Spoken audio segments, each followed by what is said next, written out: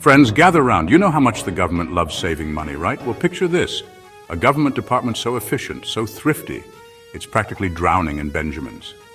Enter the Department of Government Efficiency, or DOGE, if you're feeling particularly internet savvy. Word on the street is this mythical beast of bureaucracy has squirreled away a cool $2 trillion. Now some folks, namely Trump and Musk, got a look at that pile of cash and thought, hey, wouldn't it be a hoot to throw some of that back to the good old American people? And thus, the idea of DOGE-funded stimulus checks was born. We're talking potentially $5 grand per family. Think of the possibilities. A down payment on a used car, a year's supply of ramen noodles.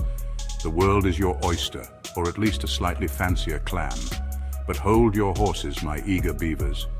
Before you start measuring for new yacht slippers, there's a teensy tiny hurdle we gotta clear, namely that pesky little thing called Congress. Ah, Congress, that bastion of bipartisanship and efficiency. Just kidding. Getting anything through Congress is like herding cats on roller skates. And these stimulus checks? Yeah, they're gonna need a congressional meow of approval.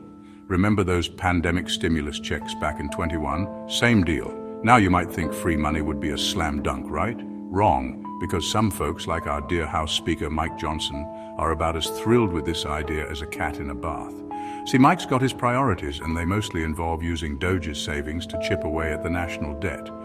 You know that thing that's bigger than the GDP of a small planet? So, while some folks are polishing their piggy banks, others are busy clutching their pearls and worrying about inflation. It's a tale as old as time. To spend or to save, that is the question. Now let's talk about the elephant in the room, or should I say the Shiba Inu in the wallet. Because this whole DOGE business has got folks howling like a pack of excited canines. Some folks are all for it, seeing dollar signs and dreaming of debt-free days.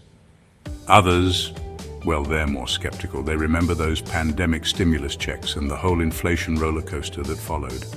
It's a classic case of short-term gain versus long-term pain. Sure, getting a fat check in the mail would be nice, but what about the potential consequences? Will prices skyrocket faster than a SpaceX rocket? Will the value of the dollar plummet faster than my hopes of ever understanding cryptocurrency?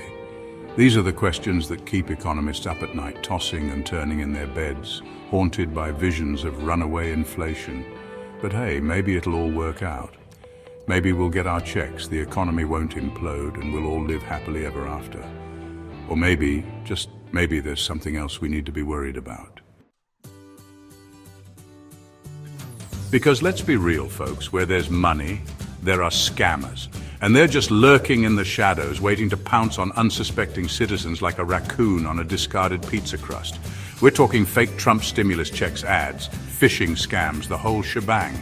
So, a word to the wise: if you see anything remotely suspicious, run like the wind. Don't click on any links, don't give out any personal information.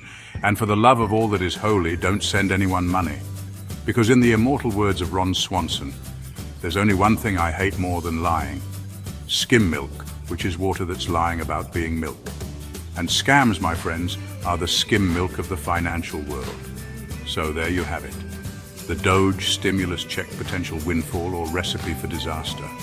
Only time will tell.